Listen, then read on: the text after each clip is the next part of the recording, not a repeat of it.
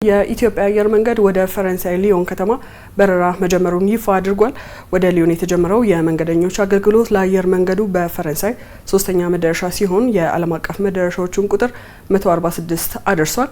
በዚህ ጉዳይ ላይ ተጨማሪ መረጃዎችን ሊያደርሰን ባልደረባችን ሄኖክ ለሜ በቀጥታ መስመራችን ላይ ይገኛል። ሄኖክ እንደምናመሸህ መረጃዎችን መቀጠል ትችላለህ።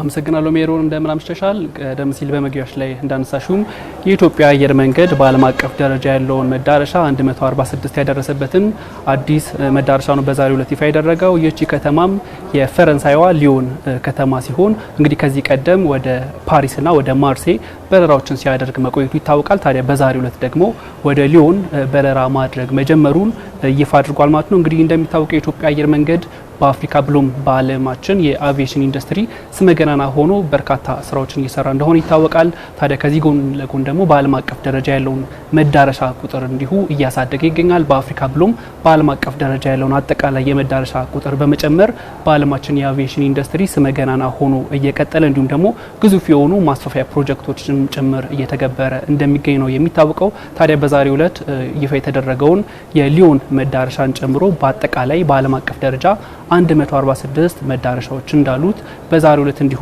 ተመላክቷል ማለት ነው። እንግዲህ ከዚህ ጎን ለጎን ደግሞ እንደሚታወቀው የኢትዮጵያና የፈረንሳይ ሁለንተናዊ ትብብራቸውን በማጠናከር በርካታ ስራዎች እየተሰሩ ይገኛሉ። ከዚህ ደግሞ ጎን ለጎን በአቪዬሽን ኢንዱስትሪ እንዲሁ የቀደመ ስማቸውን የበለጠ በማጠናከር ሁለቱ ሀገራት ያላቸውን ግንኙነት ላይ ከፍተኛ አስተዋጽኦ ይኖራል ተብሎ ይታመናል ማለት ነው። ይህ በዛሬው ዕለት ይፋ የተደረገው መዳረሻ ማለት ነው። እንግዲህ በዛሬው ይፋ የማረጊያ መርሃ ግብር ላይ ንግግር ያደረጉት የኢትዮጵያ አየር መንገድ ዋና ስራ አስፈጻሚ መስፍን ጣሰው እንዳነሱት እንግዲህ አየር መንገዱ አፍሪካን ከዓለም ጋር የማስተሳሰር ጉዞውን አጠናክሮ ቀጥሏል። በዛሬው ዕለትም ይፋ የተደረገው የሊዮን መዳረሻ እንዲሁ አንዱ ማሳያ ስለመሆኑ ነው የተናገሩት። ከዚህ ጎን ለጎን ደግሞ መንገደኞችን፣ ተጓዦችን ከዓለም ያንዱ ጫፍ ወደ ሌላኛው ጫፍ የማሸጋገር ብቻ ሳይሆን የዓለም ሀገራትን በተለያዩ ዘርፎች ያላቸውን ግንኙነት የበለጠ በማጠናከር ላይ እንደ ድልድይ ሆኖ እያገለገለ እንደሚገኝ ይህንንም ደግሞ በማጠናከር ላይ እንደሚገኝ ዋና ስራ አስፈጻሚው ጠቁሟል ማለት ነው። የዘመኑ ቴክኖሎጂ የታጠቁ ግዙፍ አውሮፕላኖችን በመጨመር እንዲሁም ደግሞ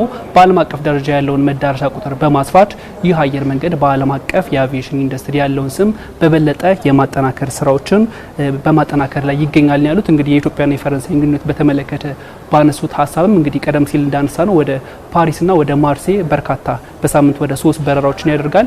ዛሬ የሚጀመረውን የሊዮ በረራ ጨምሮ ማለት ነው።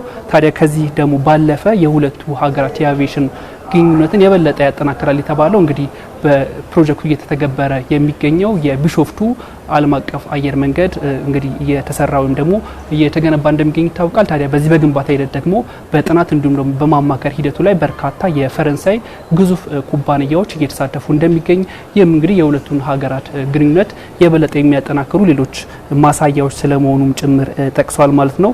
ሌላው በመርሃ ግብሩ ላይ ንግግር ያደረጉት በኢትዮጵያ የፈረንሳይ አምባሳደር አሌክሲ ላሚክ ናቸው።